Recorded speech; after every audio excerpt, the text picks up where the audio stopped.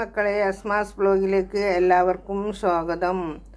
ഞാൻ ഇരുമ്പിപ്പുളി വരച്ചുകൊണ്ടാണ് കേട്ടോ നമ്മളെ മരത്തിൻ്റെ മുകളിൽ നിന്ന്. ഞാൻ എന്നിട്ടിത് ചെറുങ്ങനൊക്കെ ഒന്ന് മുറിച്ചിട്ടതാക്കി. ഇരുമ്പിപ്പുളി മുറിച്ച് ചെറുങ്ങനെ കണ്ടോ. ഇതിൽ ഞാനിട്ടത് ഒരു കഷ്ണം വലിയ ശർക്കര ഇട്ട്, പിന്നെ പച്ചമുളക്, ഇഞ്ചി, ചെറിയൊരു കഷ്ണം ഉള്ളി, ഇതെല്ലാം കൂടെ ഇട്ടുങ്ങാണ്ട് വേവിച്ചാണ്. ഇത് നമുക്ക് തൂമിച്ചൊക്കെ ഒഴിക്കാണ്ട് കേട്ടോ, ഒന്നും കൂടെ വേവാണ്ട്. നല്ല രസമുണ്ട്. നാമലച്ചിട്ട് ഒന്നും കൂടെ ഒന്ന് ശരിയായി കിട്ടട്ടെ.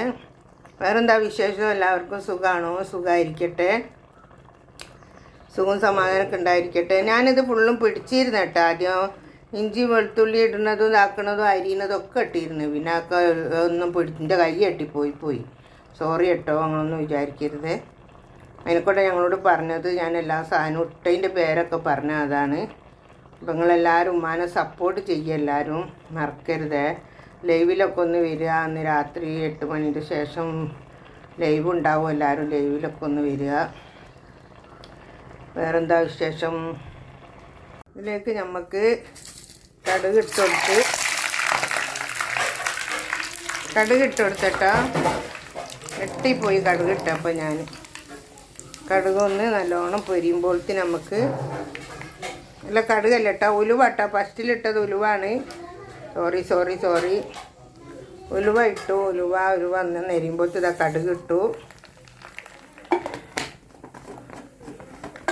കടുകിട്ട്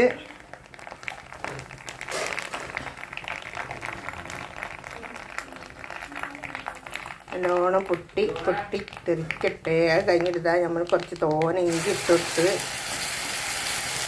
ഇഞ്ചിയും വെളുത്തുള്ളിയും കൂടാണ് കേട്ടോ അത്. അതിലൊക്കെ ഇഞ്ചിയാണ് കുറച്ച് തോനെ വേണ്ടിയത്.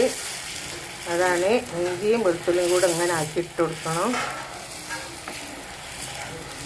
നല്ലോണം ഒന്ന് വേവട്ടെ ഇഞ്ചിയും വെളുത്തുള്ളി. പ്ലേറ്റ് കൊണ്ടിരിക്കോ? സ്റ്റീലിൻ്റെ പ്ലേറ്റ് എടുത്താ. ഓക്കെ, നല്ലോണം ഞെരിയണം കേട്ടോ. നല്ലോണം ഒന്ന് ഞെരിഞ്ഞാൽ ഇഞ്ചി വെളുത്തുള്ളി നല്ലോണം ഞെരിഞ്ഞാലാണ് നല്ല ടേസ്റ്റ് ഉണ്ടാവുക. ഈ ഇഞ്ചി വെളുത്തുള്ളിയും കൂടെ ഒക്കെ ഇട്ടിട്ടാട്ടോ അങ്ങനെ. അപ്പോൾ അതാ നീലേക്ക് നമുക്ക് ലസത ഉലുവ ഇട്ടല്ല, എന്താണ് കരിവേപ്പിലിട്ട് കൊടുത്തിട്ടോ. നല്ലോണം ഒന്ന് ചോക്കതാവട്ടെ.